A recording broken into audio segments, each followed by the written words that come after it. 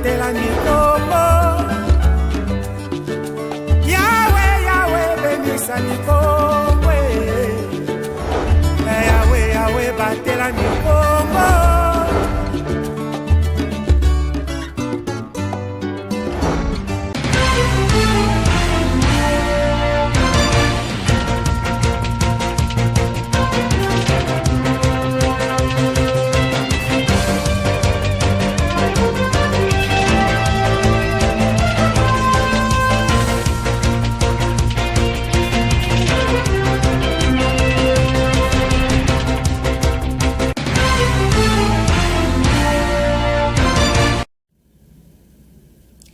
C'est l'heure de vous informer sur les antennes de Ma Bannière Télévision. Merci d'être à ces rendez-vous de l'actualité et bienvenue à toutes et à tous dans ce nouveau journal. Ouvrons cette session d'actualité avec la cérémonie de remise et reprise entre le nouveau chef de l'exécutif provincial du Congo central, Dr Guiband Ndungiti, et le gouverneur intérimaire sortant, Justin Luemba Makosso.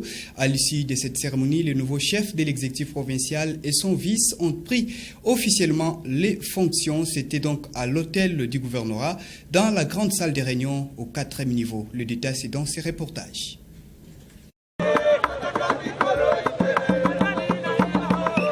Élu au second tour le 9 mai dernier et investi par ordonnance présidentielle un mois après, soit le 9 juin en cours, le nouveau gouverneur du Congo central, Dr Guiband Ndungiti, a pris officiellement ses fonctions de chef de l'exécutif provincial ce lundi 20 juin 2022 au terme de la cérémonie de remise et reprise avec le gouverneur intérimaire sortant Justin Luemba Makosso. Cette cérémonie organisée dans la grande salle de réunion du gouvernorat de province en ville basse a débuté par l'hymne national suivi de la lecture de l'ordonnance de l'investiture du nouveau gouverneur et vice-gouverneur par le directeur des cabinets sortants, Dieudonné Mvuzulu. La lecture du procès verbal de remise et reprise par l'inspecteur provincial de la territoriale avant sa signature et l'échange de signataires entre le gouverneur entrant, Dr Guiband Ndungiti, et le gouverneur AI sortant, Justin Luemba Makosso. Dans ce mot de circonstance, Justin Luemba Makosso a remercié tous ses collaborateurs pour l'accompagnement durant ces 9 mois d'intérim et s'est félicité de laisser dans la caisse de la province une somme d'ordre de 3 milliards 906 millions de francs congolais. Quant à lui, le nouveau chef de l'exécutif provincial, Dr Guiband Ndungiti, a rendu les hommages les plus déférents au chef de l'État tout en remerciant les députés provinciaux pour la confiance et s'est fixé la mission de remettre la province chère à Simon Kimbangu sur les rails en faisant d'elle une vraie puissance économique pour les pays. Les remerciements commencent à l'endroit du chef de l'État, M.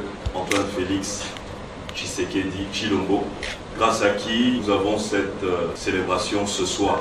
Je dois dire qu'il m'a confié une mission bien précise, celle de pouvoir remettre le Congo central sur les rails pour un développement socio-économique. Mes remerciements, bien sûr, vont à l'endroit de la population du Congo central. Il était un devoir pour nous de commencer par une petite tournée. Nous avons appelé modestement une tournée placée dans le cadre de la cohésion provinciale. Cette cohésion provinciale fait bien sûr partie de la vision du chef de l'État. Et nous sommes heureux qu'au terme de 3 jours de carnaval, où nous avons visité plus d'une dizaine de cités, toute la population a reçu ce message de cohésion avec enthousiasme.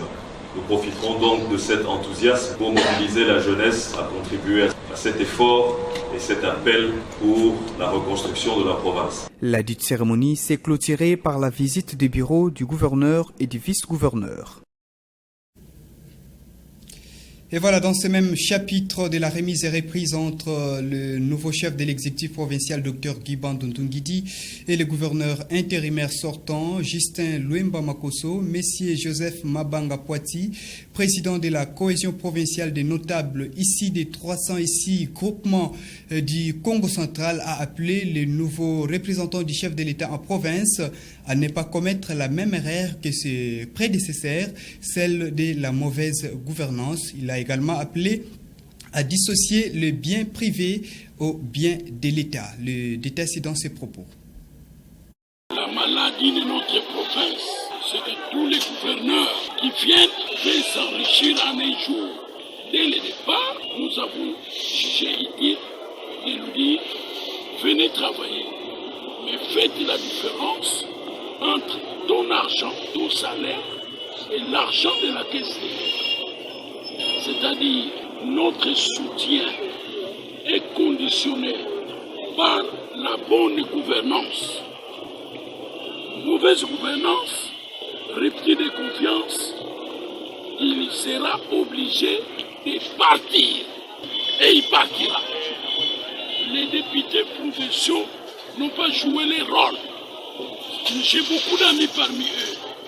Mais il ne peut pas être esclave des députés provinciaux. Il doit s'occuper du peuple. On a besoin de voir les changements dans les hôpitaux d'État, c'est-à-dire dans les zones de santé, en commençant par les hôpitaux de référence des grandes cités, des grandes villes. Nous avons besoin de les voir, donner des bons aux écoles. Nous avons besoin de les voir, éclairer la ville. Et les grands, ça, pourquoi pas les cités avec l'énergie solaire, c'est possible. Commencer dès demain les routes de cette agricole. Nous ne voulons pas les voir entrer dans les dossiers bidons. Nous voulons bien la jeunesse. Une jeunesse qui est exposée à l'insécurité parce qu'il n'y a pas la lumière. C'est pourquoi les stades, c'est un besoin, mais ce n'est pas une priorité. Nous allons le transmettre dès demain. Mon temps a déjà bouffé ce stade. Et les gens qui ont utilisé cet argent doivent rendre compte. Fermons donc cette note de la remise et reprise, mais pour rester une fois de plus au niveau du gouvernorat du Congo central, après juste la remise et reprise, donc ce mardi 21 juin 2022, le nouveau chef de l'exécutif provincial et son vice ont effectué une mission. Ils sont allés donc visiter le malade, principalement de blessés, des accidentés, à l'hôpital provincial de référence de Kinkanda pour s'imprégner de leurs conditions d'hospitalisation et également à l'hôpital militaire du Kanredjaf pour bien assurer la prise en charge de ces malades. Le détail, c'est dans ce reportage de Marie-France Ebengo pour les comptes de la communication du gouverneur. Suivez. Il est 16h passées de 25 minutes à Matadi quand le gouverneur du Congo central, Dr Guy Bandou, a foulé le sol de l'hôpital provincial de référence de Kinkanda pour visiter un malade qui a subi un traumatisme crânien suite à un accident de circulation qui a eu lieu sur la nationale numéro 1 à la hauteur de Sanda dans les territoires de Sekibanda. Après le diagnostic des médecins, il a été constaté que l'état de l'accidenté s'améliore progressivement. Profitant de l'occasion, le chef de l'exécutif provincial a visité la base d'implantation de l'incinérateur de cet hôpital. Il a promis de tout mettre en œuvre pour finaliser ses projets.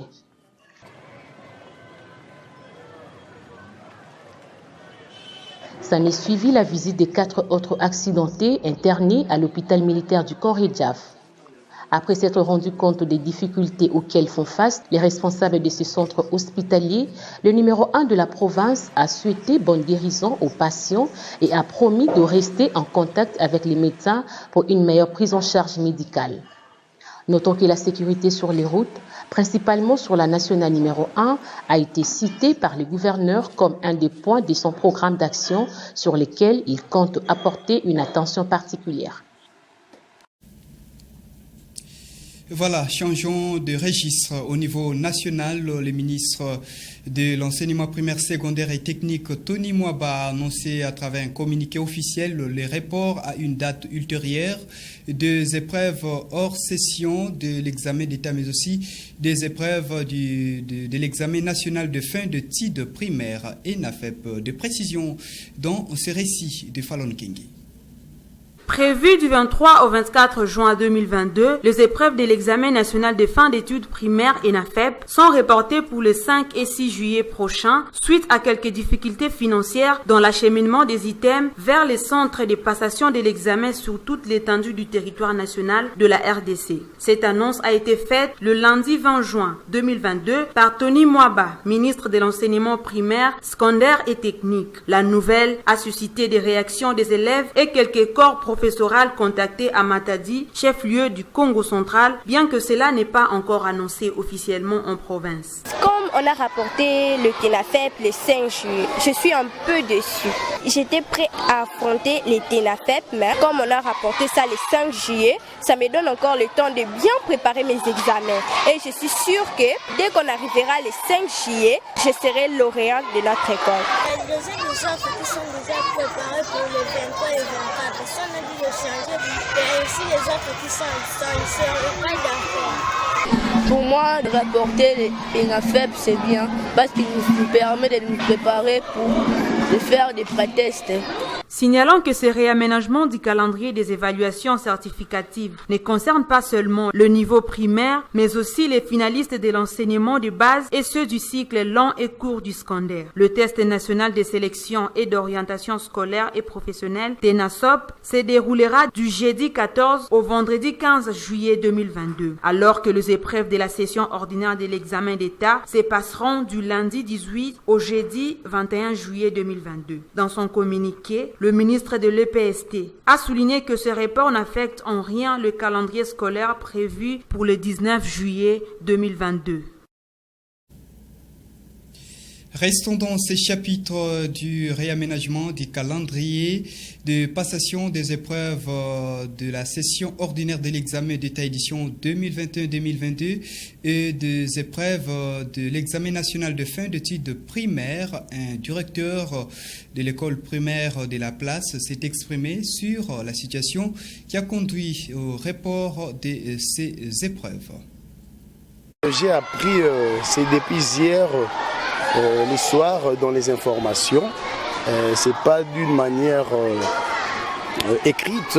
Nous, les écoles, nous n'avons pas encore reçu les calendriers qu'on dit comme si c'est réaménagé. On n'aura plus l'examen des NAFEP le 23 et le 24. C'est prévu maintenant pour les 5 et le 6 juillet. Alors, comme nous sommes déjà informés, ça ne nous dérange pas, surtout pour les enfants. Nous voulons que les enfants continuent de travailler, continuent de s'exercer pour qu'ils puissent bien travailler ces examens. Quittons l'éducation pour autre chose dans ce journal. Le gouvernement belge a restitué officiellement le reste du corps. Il s'agit bien sûr de la dent du tout premier chef du gouvernement congolais, Patrice Emery Lumumba, au gouvernement de la République démocratique du Congo. C'était à l'issue d'une cérémonie officielle organisée à Bruxelles. Là, nous sommes en Belgique le lundi 20 juin 2022 en présence du Premier ministre congolais Jean-Michel Samaloukonde. Des précisions avec Elda Jackson Mayangiti. 61 ans après l'assassinat du tout premier ministre de la République démocratique du Congo et pionnier de l'indépendance, la Belgique a restitué le reste du corps de Patrice Emery Lumumba à la RDC. C'était au cours d'une cérémonie officielle organisée en Bruxelles en présence de plusieurs officiels belges et congolais. Le Premier ministre belge a manifesté sa satisfaction de restituer ces reliques du tout premier chef du gouvernement congolais. Il n'est pas normal que les dépouilles de l'un des pères fondateurs de la nation congolaise aient été conservées pendant 6 décennies dans des circonstances obscures, jamais vraiment élucidées, mais qui, à la lumière de ce qui est connu, ne fait pas notre fierté.